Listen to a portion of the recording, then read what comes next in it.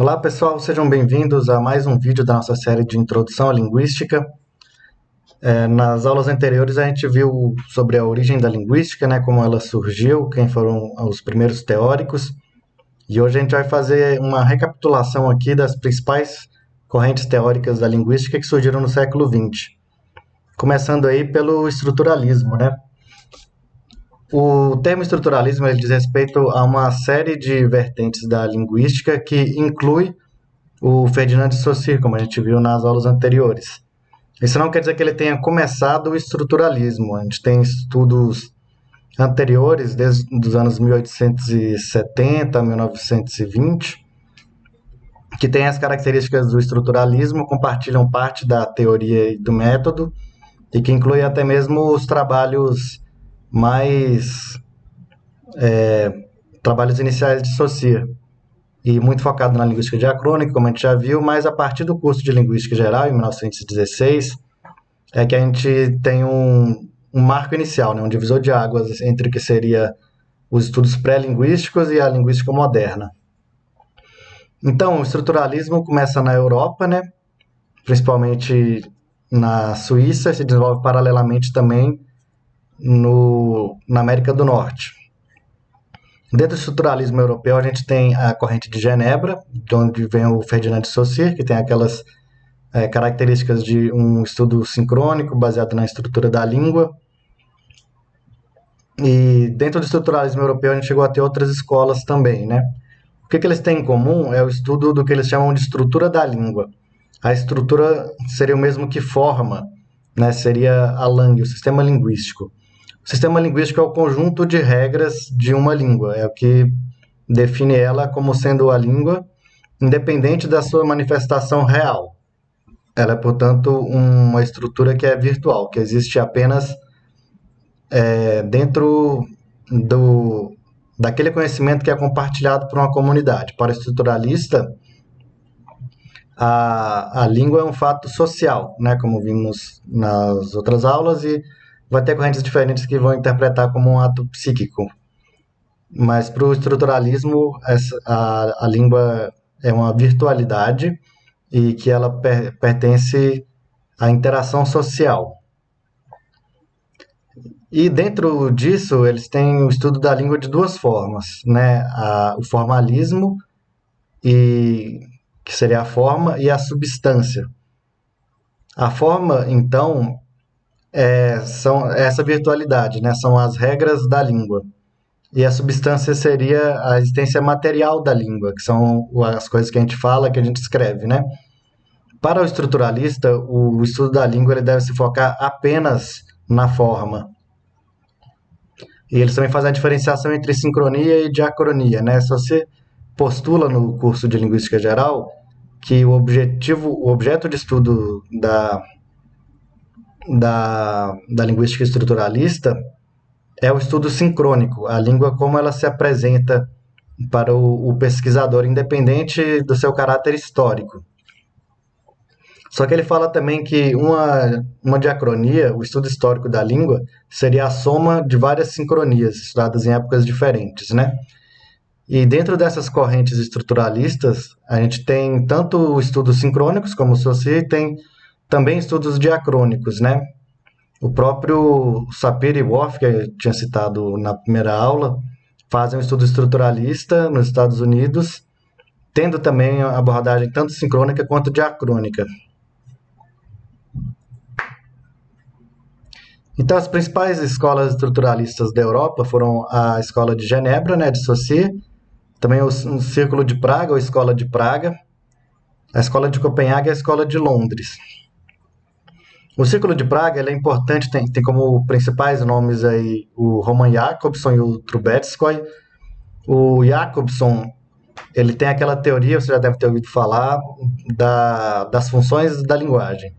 Então, ele estuda a forma da língua, só que ele associa a forma também com a função. Isso vai dar origem depois a outra corrente que a gente chama de funcionalista. E o Trubetskoy é importante também porque foi um dos pioneiros da fonologia. Ele estabeleceu algumas das bases para a fonética e para a fonologia. Dentro da Escola de Copenhague, a gente tem como nome mais proeminente aí o Hjelmslev, Ninguém sabe como escreve isso, muito menos como pronuncia, né? Mas foi importante também, principalmente dentro do estudo da semântica, porque, novamente, com a abordagem formalista, ele começa a descrever a forma da língua tendo relação com o seu significado. Isso vai dar origem ao estudo semântico que a gente chama de formalista. E dentro da Escola de Londres vai também derivar para correntes aí do funcionalismo europeu. A gente tem a corrente de estruturalismo americano também, que ela começa paralelamente com a corrente europeia, aí virada do século XIX para o século XX. A gente tem como os nomes mais importantes assim, mais reconhecidos, Sapir, Whorf e Bloomfield. Sapir e Whorf a gente viu um pouco nas aulas anteriores, que eles tinham aquela teoria da língua como pertencente à cultura, ela é uma parte inseparável da cultura. O Bloomfield já vai num sentido oposto, assim, né? Ele pega essa ideia formalista e estrutural, objetivista do estruturalismo e leva isso ao extremo. Então ele prega uma descrição puramente objetiva da língua e o estudo dessa forma, sendo essa forma também dissociada tanto da função quanto do sentido, né? Do significado. Então, ele vai postular, por exemplo, a ideia que a gente tem de níveis de análise da linguística, que existiriam os níveis fonológico, morfológico e sintático, um contido dentro do outro. E daí ele exclui a semântica desse rol, porque ela seria uma coisa separada e seria possível ao linguista estudar a língua conseguindo isolar esses elementos. Então, é um estudo bastante objetivo, bastante sistemático. Ele, inclusive, se valeu das teorias do behaviorismo ou comportamentalismo para tentar explicar a língua como um sistema e promover a separação entre gramática e semântica, como eu falei. Agora, lá nos anos 50, a gente tem um segundo divisor de águas da linguística, que é a publicação de Estruturas Sintáticas, do Noam Chomsky. O Chomsky, ele inaugurou a linha de pesquisa linguística chamada de gerativismo, ou linguística gerativo transformacional.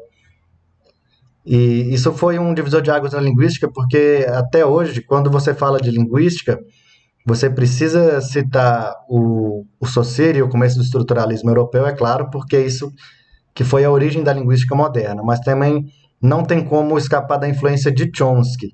As teorias dele, eles têm muitas teorias que são corroboradas por outras correntes, muitas teorias que são refutadas por outras correntes, mas todas precisam ter um posicionamento a partir de Chomsky, a partir das teorias seminais do gerativismo. Um conceito interessante que ele traz aqui, de novo, para a linguística, é a ideia de nível superficial e nível profundo da língua. E isso se assemelha um pouco com a distinção que a gente está fazendo entre língua e fala, mas, no caso, o nível superficial seria aquilo que você observa e o nível profundo seria um nível de análise mais abrangente, que vai dar conta de fenômenos externos à língua. E daí ele também postula duas dicotomias, né? Comentei um pouco disso na aula anterior também, entre competência e desempenho e também entre princípios e parâmetros. O Chomsky, ele entende a língua como um fato da mente humana, ao invés de um fato social. Existem algumas consequências disso, né? Dessa mudança de interpretação, mas basicamente vai ter muitos fatores em comum. Só que ele coloca que a língua ela é compartilhada por todas as pessoas. Então existe a língua em si e existem especificidades de cada língua. Então, os princípios seriam aquilo que define a língua e os parâmetros seriam as regras de cada língua. Então, Chomsky acredita que, além de conseguir explicar os fenômenos da língua, ele consegue extrapolar isso para explicar os fenômenos mais gerais da linguagem e do pensamento. Daí ele coloca também as noções de competência e desempenho, né? Que a competência seria um conjunto de regras que o falante internaliza mentalmente, e o desempenho seria o uso da língua no cotidiano. E daí a gente também tem uma ruptura com o comportamentalismo, né? Aquela coisa do estruturalismo de interpretar a língua como comportamento. E daí vem uma outra abordagem chamada de mentalista, né? A língua ela não pode ser explicada por fatores externos, né? Que seria a abordagem behaviorista, mas sim por fatores internos da mente humana. E daí ele enuncia os princípios e parâmetros e a teoria que ele chama de gramática universal, que existe em outras vertentes da linguística também. Existe algum conceito parecido com gramática universal, mas que foi uma coisa bastante revolucionária quando Chomsky postulou isso primeiramente. Né? Então você teria o desempenho, que é a fala, e você vai pegar esses exemplos para estudar. Através disso você vai estudar como seria a competência, qual é o conjunto de regras que efetivamente as pessoas usam para poder falar uma língua. E a partir desse estudo das competências também, ele poderia chegar no ideal da gramática universal, tentar explicar qual é o conjunto de regras geral que rege a linguagem. Tem uma outra coisa interessante que vai diferenciar os estudos gerativistas das outras correntes da linguística, que é a questão do falante ideal.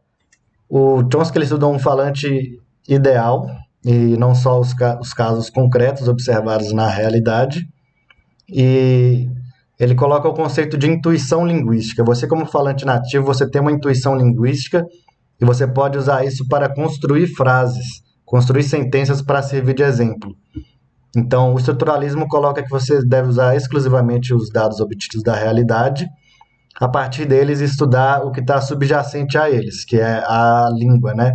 O conceito virtual de língua. Já o Chomsky fala que para você conseguir estudar a competência, que seria a virtualidade da língua, você teria que estudar o desempenho, mas não só o desempenho no sentido daqueles dados que você coletou, mas também você pode criar dados que seguiriam o critério de gramaticalidade, que é uma coisa intuitiva da língua, e daí ele postula que existe um falante ideal de cada língua. Então, além dos usos concretos que a gente faz da língua no dia a dia, existe também uma língua ideal que a gente conhece e ela é virtual, né? A competência também é virtual porque ela é um conjunto de regras, mas o falante ideal seria aquele que emprega essas regras em contextos práticos de uma forma ideal, de uma forma virtual. Bom, a gente tem posteriormente, né, também anos 50, anos 60, o surgimento do funcionalismo. O funcionalismo é herdeiro da escola de Praga e ele analisa a estrutura da língua em relação com a sua função. A gente tem teorias, a gente tem teorias como a de Jacobson, de que a língua teria várias funções e dentro de cada função você teria categorias formais que correspondem a cada uma delas. E a gente também tem outras vertentes que vão surgindo, como, por exemplo, a linguística discursiva, né, que está mais preocupada em estudar a intenção do falante, né, a maneira como o falante usa a língua, do que a estrutura em si. E dentro disso a gente tem o surgimento também da linguística sistêmica, que começa com o Halliday nos anos 60 e vem da escola funcionalista inglesa. Ele tem um conceito diferente de gramática, que é a gramática sistêmica funcional, que trata então essa gramática, ou seja, aqueles níveis de análise fonológico, morfológico, sintático, como uma expressão da parte semântica e pragmática da língua. Então, ao contrário do que fazia o estruturalismo, a gramática, né, que seria o estudo objetivo da língua, ela estaria intimamente relacionada com o significado. Então, ele busca estudar o significado a partir dessa gramática. Bom, daí ainda nesse meio anos 50, anos 60, com todas as revoluções científicas acontecendo, a gente tem que é a chamada de guinada pragmática da linguística. Porque, como a gente viu nas aulas anteriores, o Saussure postula que A língua deve ser o estudo da fala, da língua em detrimento da fala, ou seja, os casos concretos de língua, que ele chamava de fala, o parole, eles servem apenas como fonte de dados para você estudar o que seria o objeto de estudo da linguística, que é a língua, ou lang. E depois a gente tem, com o gerativismo, uma proposta diferente de, ao invés de língua e fala, falar em termos de competência e desempenho. Mas ainda assim ele tem como objeto de estudo a competência, que seria esse conjunto de regras virtual da língua que o falante compartilha com outros falantes. E isso é uma forma de estudo que é limitada, né? É algo que eles conseguiram fazer, postularam como isso seria feito e acreditavam a princípio que a fala, a parole, ela não poderia ser estudada pelo fato dela ser ser anárquica, né? Quase que aleatória. Só que ela, com todas as suas particularidades, ela ainda é um objeto de estudo muito importante para a linguística. Então começa a surgir uma série de vertentes focadas no estudo da fala, ao invés do estudo da língua. Então que dão mais ênfase à fala e naquilo que é particular dela, né? Por exemplo, a língua, a estrutura da língua, ela é finita, é um conjunto de regras. E a fala é infinita, são infinitas sentenças possíveis e é impossível você coletar todas pelo fato de serem infinitas. Então, os estudos pragmáticos vão, por exemplo, tentar pesquisar por que existe essa diversidade, o que tem de diferente em maneiras de falar a mesma coisa, por que existem dialetos, por que existem idioletos, por que a gente não fala as coisas da mesma forma, e também com relação a contexto, né? Associar o estudo da língua com o contexto social, cultural, étnico. Então, a pragmática ela externa a estrutura da língua, essa estrutura nesses níveis de fonologia, morfologia e sintaxe. Então, ela está relacionada não só com o significado, né, a semântica, mas também a língua em relação à cultura, em relação à sociedade, em relação a fenômenos psíquicos. A pragmática também estuda as relações sociais entre as pessoas, né? Então, como que a língua vai ser usada dependendo do contexto de relações sociais. Por exemplo, quando a pessoa fala com alguém que tem mais poder que ela ou menos poder que ela, como que a pessoa vai se portar em diferentes situações, diferentes registros, né?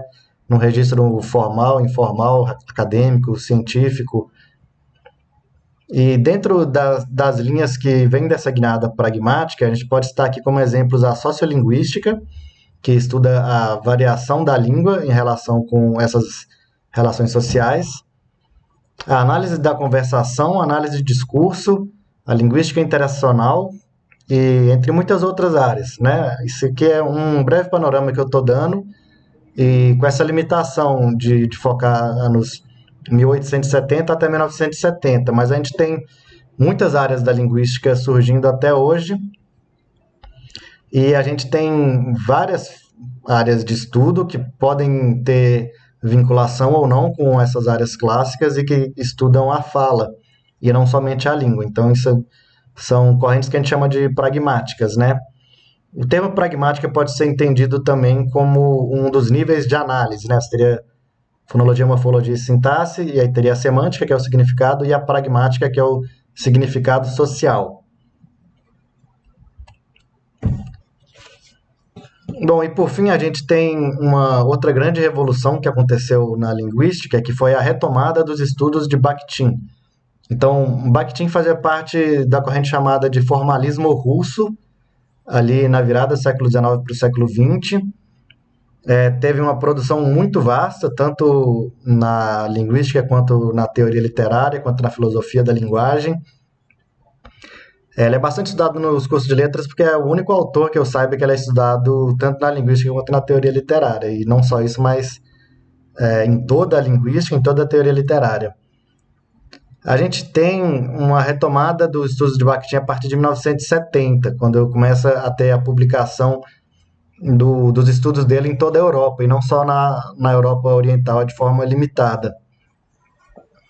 E daí o que acontece é que eles percebem como que ele era um contemporâneo de Saussure, por exemplo, ou de Chomsky, que produzia muita coisa em paralelo, que era similar, e também muitas coisas muito revolucionárias que começaram a ser desenvolvidas só depois. E ele coloca aqui que tanto a língua quanto a fala são fatos sociais. Isso aqui é interessante, né? Porque o Saussure coloca que a língua é um fato social e a fala é um fato individual. E por isso a fala ela seria descartada não só por ela ser assistemática nas palavras de Saussure, mas também por ser individual. Não dá conta de explicar a língua como um todo. Já o Bakhtin vem dizer que tanto a língua quanto a fala são fatos sociais. Eles estão intimamente relacionados com a estrutura social.